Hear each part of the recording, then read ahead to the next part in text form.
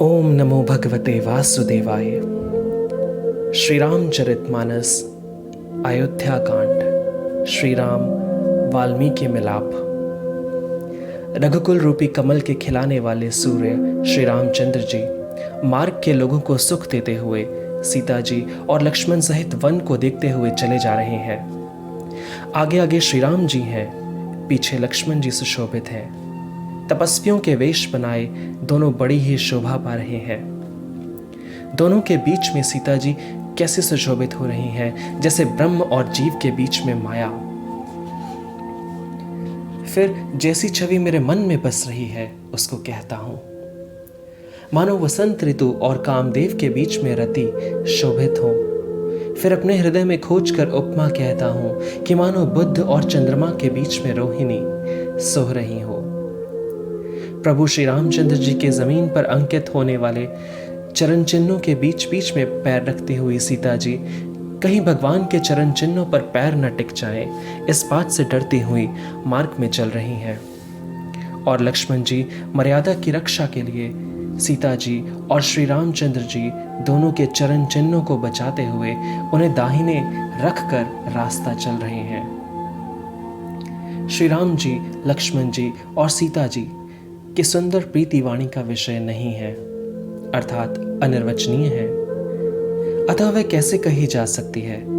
पक्षी और पशु भी उस छवि को देखकर प्रेमानंद में मग्न हो जाते हैं। पथिक रूप श्री रामचंद्र जी ने उनके भी चित्त चुरा लिए हैं। प्यारे पथिक सीता जी सहित दोनों भाइयों को जिन जिन लोगों ने देखा, उन्होंने भव का अगम मार्ग, जन्म मृत्यु रूप संसार में भटकने का भयानक मार्ग बिना ही परिश्रम आनंद के साथ तय कर लिया। अर्थात वे आवागमन के चक्र से सहज ही छूटकर मुक्त हो गए। आज भी जिसके हृदय में स्वप्न में भी कभी लक्ष्मण, सीता, राम तीनों बटोही आ बसे, तो वह भी श्री राम जी के परमधाम के उस मार्ग को पा जाएगा जिस मार्ग को कभी कोई विरले मुनि पाते हैं। तब श्री रामचंद्र जी सीता जी को थकी हुई जानकर और समीप ही एक बड़ का वृक्ष और ठंडा पानी देखकर उस दिन वहीं ठहर गए। कंद मूल फल खाकर प्रातःकाल स्नान करके श्री रघुनाथ जी आगे चले। सुंदर वन, तालाब और पर्वत देखते हुए प्रभु श्री रामचंद्र जी वाल्मीकि जी के आश्रम में आए। श्री रामचंद्र जी ने देखा कि मुनि का निवास स्थान बहुत सुंदर है, जहां सुंदर पर्वत, वन और पवित्र जल है। सरोवरों में कमल और वनों में वृक्ष फूल रहे हैं और मकरंद रस में मस्त हुए भंवरे सुंदर गुंजार कर रहे हैं। बहुत से पक्षी और पशु कोलाहल कर रहे हैं और वैर से रहित होकर प्रसन्न मन विचर रहे हैं। पवित्र और सुंदर आश्रम को देखकर कमल नयन श्री रामचंद्र जी हर्षित हुए। रघुश्रेष्ठ श्री राम जी का आगमन सुनकर मुनि वाल्मीकि उन्हें लेने के लिए आगे आए। श्री रामचंद्र जी ने मुनि को दंडवत किया। विप्रश्रेष्ठ मुनि ने उन्हें आशीर्वाद दिया। श्री रामचंद्र जी की छवि देखकर मुनि के नेत्र शीतल हो गए। सम्मान पूर्वक मुनि उन्हें आश्रम ले आए। श्रेष्ठ मुनि वाल्मीकि जी ने प्राण प्रिय अतिथियों को पाकर उनके लिए मधुर कंद मूल और फल मंगवाए। श्री सीता जी, लक्ष्मण जी और रामचंद्र जी ने फलों को खाया। तब मुनि ने उनको विश्राम करने के लिए सुंदर स्थान बतला दिए। मुनि श्री राम जी के पास बैठे हैं और उनकी मंगल मूर्ति को नेत्रों से देखकर वाल्मीकि जी के मन में बड़ा आनंद हो रहा है। तब श्री रघुनाथ जी कमल सदृश हाथों को जोड़कर कानों को सुख देने वाले मधुर वचन बोले। हे मुनिनाथ, आप त्रिकालदर्शी हैं। संपूर्ण विश्व आपके लिए हथेली पर रखे हुए बेर के समान है। प्रभु श्री रामचंद्र जी ने ऐसा कहकर फिर जिस जिस प्रकार से रानी कैकेयी ने वनवास दिया वह सब कथा विस्तार से सुनाई और कहा, हे प्रभु, पिता की आज्ञा का पालन, माता का हित और भरत जैसे स्नेही एवं धर्मात्मा भाई का राजा होना और फिर मुझे आपके दर्शन होना, ये सब मेरे पुण्यों का प्रभाव है। हे मुनिराज, आपके चरणों का दर्शन करने से आज हमारे सब पुण्य सफल हो गए। हमें सारे पुण्यों का फल मिल गया। अब जहां आपकी आज्ञा हो और जहां कोई भी मुनि उद्वेग को प्राप्त न हो, क्योंकि जिनसे मुनि और तपस्वी दुख पाते हैं वे राजा बिना अग्नि के ही अपने दुष्ट कर्मों से ही जलकर भस्म हो जाते हैं। ब्राह्मणों का संतोष सब मंगलों की जड़ है और भूदेव ब्राह्मणों को का क्रोध करोड़ों कुलों को भस्म कर देता है। ऐसा हृदय में समझकर वह स्थान बताइए जहां मैं लक्ष्मण और सीता सहित जाऊं और वहां सुंदर पत्तों और घास की कुटी बनाकर हे दयालु कुछ समय निवास करूं। श्री राम जी की सहज ही सरल वाणी सुनकर ज्ञानी मुनि वाल्मीकि बोले, धन्य धन्य हे रघुकुल के ध्वजारूप, आप ऐसा क्यों न कहेंगे। आप सदैव वेद की मर्यादा का पालन करते हैं। हे राम, आप वेद की मर्यादा के रक्षक जगदीश्वर हैं और जानकी जी आपकी स्वरूप भूता माया है, जो कृपा के भंडार आपके रुख पाकर जगत का सृजन पालन और संहार करती हैं, जो 1000 मस्तक वाले सर्पों के स्वामी और पृथ्वी को अपने सिरों पर धारण करने वाले हैं, वही चराचर के स्वामी शेष जी लक्ष्मण हैं। देवताओं के कार्य के लिए आप राजा का शरीर धारण करके दुष्ट राक्षसों की सेना का नाश करने के लिए चले हैं। हे राम, आपका स्वरूप वाणी के अगोचर, बुद्धि से परे, अव्यक्त, अकथनीय और अपार है। वेद निरंतर उसका नेति नेति कहकर वर्णन करते हैं। हे राम, जगत दृश्य है, आप उसके देखने वाले हैं। आप ब्रह्मा, विष्णु और शंकर को भी नचाने वाले हैं। जब वे भी आपके मर्म को नहीं जानते तब और कौन आपको जानने वाला है। वही आपको जानता है जिसे आप जना देते हैं और जानते ही वह आपका ही स्वरूप बन जाता है। हे रघुनंदन, हे भक्तों के हृदय के शीतल करने वाले चंदन, आपकी ही कृपा से भक्त आपको जान पाते हैं। आपकी देह चिदानंदमय है। यह प्रकृति जनित पंच महाभूतों की बनी हुई कर्म बंधन युक्त त्रिदेह विशिष्ट माइक नहीं है और उत्पत्ति, नाश, वृद्धि, क्षय आदि सब विकारों से रहित है। इस रहस्य को अधिकारी पुरुष ही जानते हैं। आप देवता और संतों के कार्य के लिए दिव्य नर शरीर धारण किया करते हैं और प्रकृति के तत्वों से निर्मित देह वाले साधारण राजाओं की तरह कहते और करते हैं। हे राम, आपके चरित्रों को देखकर और सुनकर मूर्ख लोग तो मोह को प्राप्त होते हैं और ज्ञानी जन सुखी होते हैं।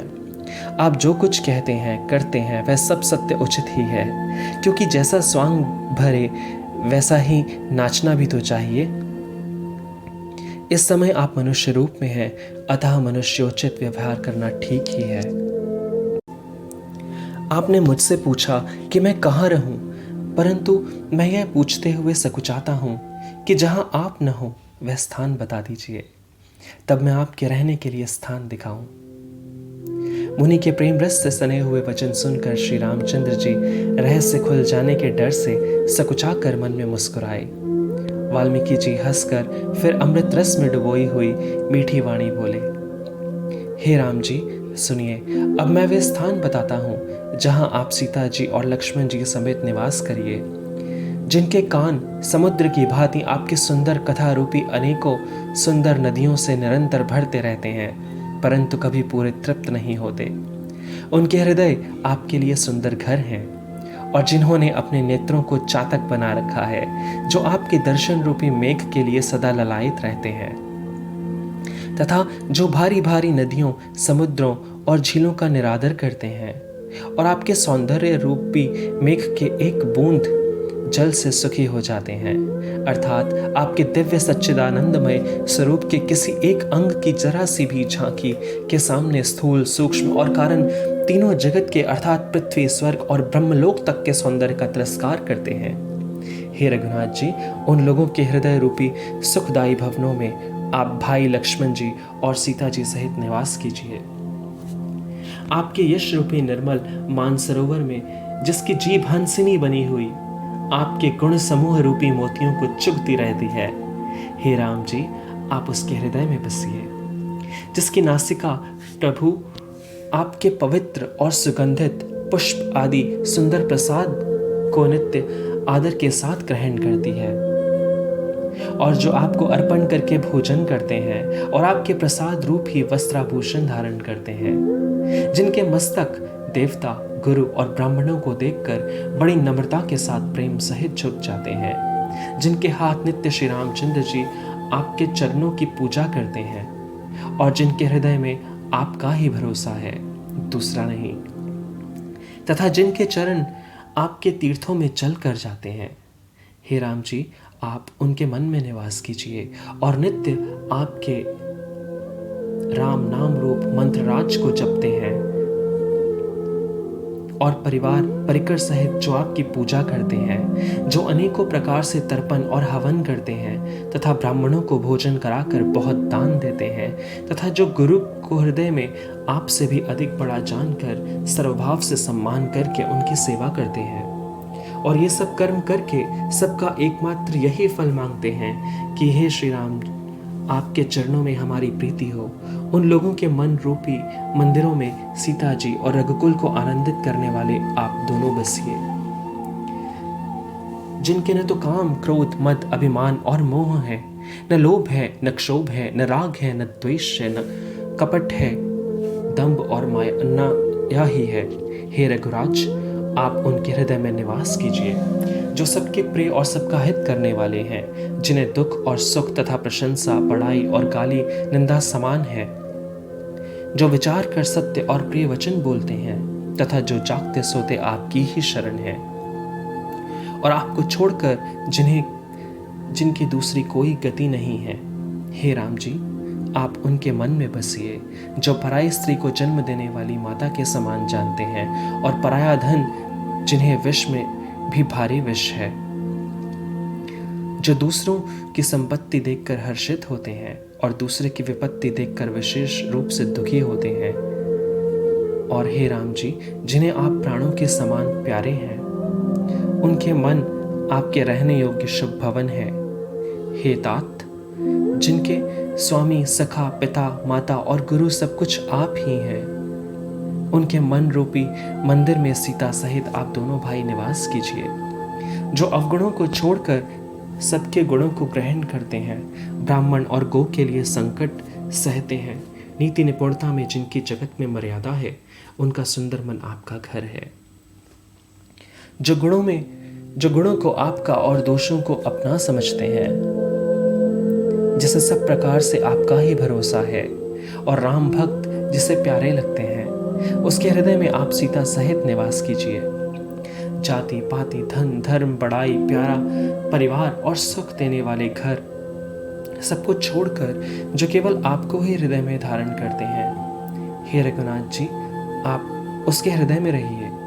स्वर्ग, नरक और मोक्ष जिसकी दृष्टि में समान है, क्योंकि वह जहां जहां सब जगह केवल धनुष बाण धारण किए आपको ही देखता है और जो कर्म से, वचन से और मन से आपका दास है, हे राम जी, आप उसके हृदय में डेरा कीजिए। जिसको कभी कुछ भी नहीं चाहिए और जिसका आपसे स्वाभाविक प्रेम है, आप उसके मन में निरंतर निवास कीजिए, वह आपका अपना घर है। इस प्रकार मुनि श्रेष्ठ वाल्मीकि जी ने श्री रामचंद्र जी को घर दिखाए। उनके प्रेम पूर्ण वचन श्री राम जी के मन को अच्छे लगे। फिर मुनि ने कहा, हे सूर्य कुल के स्वामी, सुनिए, अब मैं इस समय के लिए सुखदायक आश्रम कहता हूँ और आपको निवास स्थान बतलाता हूँ। आप चित्रकूट पर्वत पर जाइए, वहाँ आपके लिए सब प्रकार की सुविधा है। सुहावना पर्वत है और सुंदर वन है। वह हाथी, सिंह, हिरण और पक्षियों का विहार स्थल है। वहाँ पवित्र नदी है जिसकी पुराणों ने प्रशंसा की है और जिसको अत्रि ऋषि की पत्नी अनुसुईया जी अपने तपोबल से लाई थी। वह गंगा जी की धारा है, उसका मंदाकिनी नाम है। वह सब पाप रूपी बालकों को खा डालने के लिए डाकिनी रूप है। अत्रि आदि बहुत से श्रेष्ठ मुनि वहाँ निवास करते हैं, जो योग, जप और तप करते हुए शरीर को कसते हैं। हे राम जी, चलिए, सबके परिश्रम को सफल कीजिए और पर्वत श्रेष्ठ त्रिकूट को भी गौरव दीजिए। महामुनि वाल्मीकि जी ने चित्रकूट की अपरिमित महिमा बखान कर कही। तब सीता जी सहित दोनों भाइयों ने आकर श्रेष्ठ नदी मंदाकिनी में स्नान किया। ओम नमो भगवते वासुदेवाय।